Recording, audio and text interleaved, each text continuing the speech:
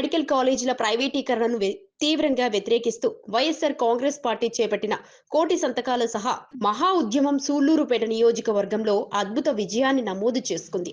Party అధినేత YS Jaganmohan Reddy ఆదేశాల మేరకు నిర్వహించిన ఈ కార్యక్రమానికి ప్రజలు విశేష స్పందన చూశారని మాజీ ఎమ్మెల్యే కిలివేటి సంజయ్య తెలిపారు. నియోజకవర్గం అంతటా 100% మద్దతు లభించిందని వెల్లడించారు. సేకరించిన సంతకాల ప్రతులను త్వరలోనే జిల్లా పార్టీ అధ్యక్షులు కాకాని గోవర్ధన్ రెడ్డికి అందజేయనున్నట్టు ఆయన చెప్పారు. నాయుడుపేట పార్టీ కార్యాలయం నుంచి నాయకులు, కార్యకర్తలు విజయం జెండా ఎగురవేస్తూ భారీ ర్యాలీగా బయలుదేరి పాత బస్టాండ్ వద్ద అంబేద్కర్ విగ్రహం వరకు విజయోత్సవంగా ఊరేగించారు. అవసరం మీకు అందరికీ కూడా తెలిసిన విషయమే.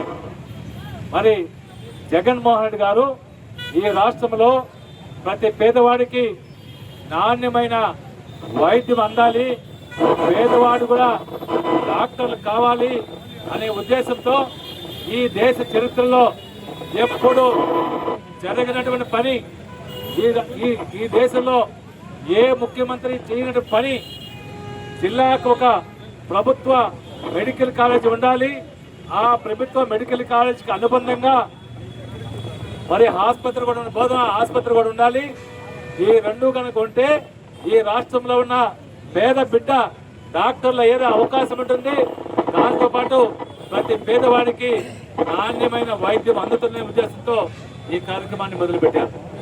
మరి తన ముఖ్యమంత్రిగా 17 మెడికల్ కాలేజీలు సాధించి అందులో 7 మెడికల్ కాలేజీలు పూర్తిగా మరి కాలేజీని కట్టి మొదలుపెట్టాం. ఆ 7 మెడికల్ కాలేజీల్లో విద్యార్థులు కూడా చేరారు.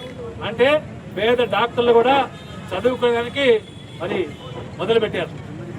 దాంతోపాటు మిగిలిన 10 మెడికల్ కాలేజీలో 2 మెడికల్ కాలేజీలు ఒకే స్థాయిలో, మరి ఒక 5 మెడికల్ కాలేజీలు, 4 మెడికల్ కాలేజీలు మరి వివిధ స్థాయిలో ఉంటే మరి వాటిని ఈ కూటమి ప్రభుత్వం వచ్చిన తర్వాత కూటమి నాయకులు చంద్రబాబు నాయుడు గారు కావచ్చు, వారి కొడుకు కావచ్చు, మరి కూటమిలో ఉండే పవన్ కళ్యాణ్ కావచ్చు, అందరూ కూడా కూడబలుకొని పేదవాడికి డాక్టర్ విద్య అవసరం లేదు, పేదవాడి ఆరోగ్య విషయంలో మేము పట్టించుకునే లేదు అని ఈ మెడికల్ కాలేజీల్ని ప్రభుత్వ సొమ్ముతో, అంటే ప్రజల సొమ్ముతో ఏర్పాటు చేసిన మెడికల్